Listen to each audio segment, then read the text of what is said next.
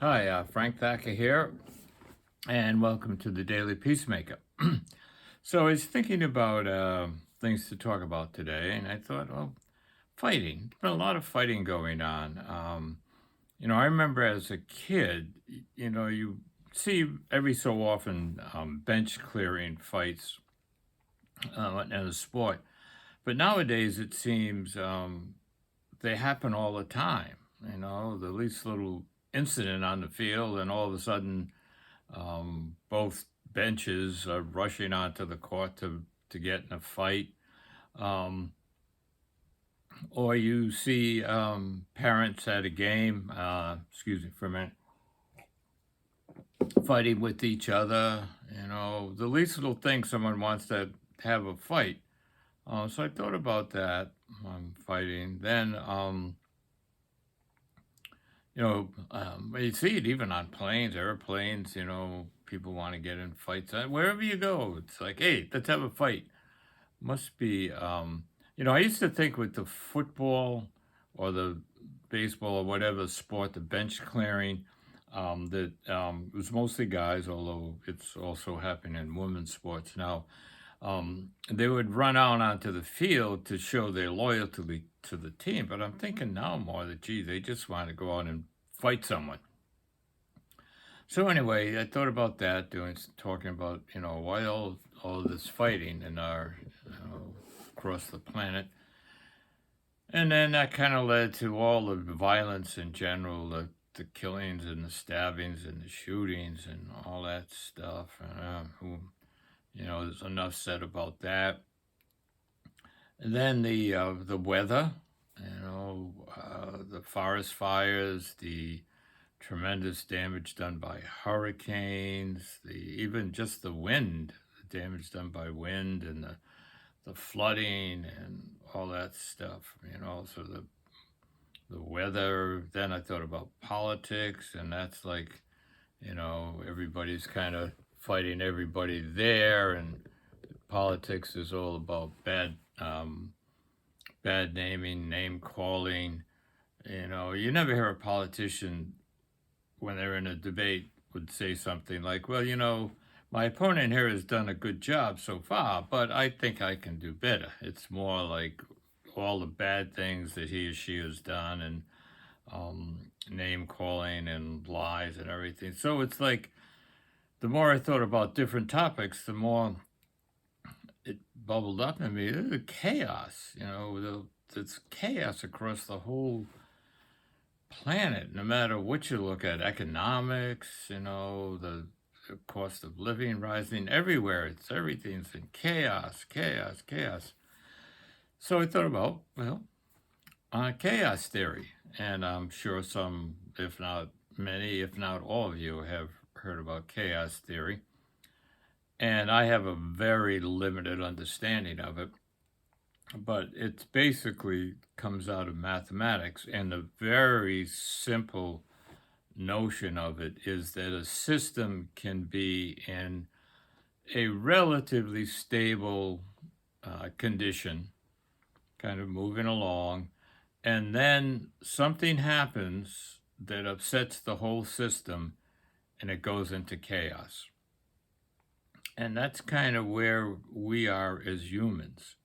We are in a state, it appears to me anyway, of great chaos. Um, and if you look at all those elements that I mentioned, the politics and the economics and the environment and the fighting and all that, the one common element in that is humans. So the human system, if you will, is in great chaos. We're all kind of bouncing around, um, going this way and that way, and bumping into each other and disagreeing with each other and pushing this way and going that way. And it's a big jumbled mess. So the human species, I guess you'd call it, the humans, that's also a system of humans, is in great, great chaos, to say the least. But one of the things about chaos theory is that going from this sort of stable condition the system's flowing pretty well into great chaos, it can um, fall back into, out of that chaos can come a new higher or deeper level of the system functioning. The system then begins to function in a smoother way at a higher level. And what causes that to happen is a thing they call an attractor. Something in the midst of all this chaos, there's this thing or idea or element that begins to pull the system back into a smoother functioning. So in a sense, and let me point out that when it pulls the system back, it's usually into a smoother way of functioning, a more efficient way of functioning, no matter what the area might be, whether it's economics or the environment or humans getting along, it begins to be smoother and at a higher, more efficient level. So the one thing about chaos theory, is hope.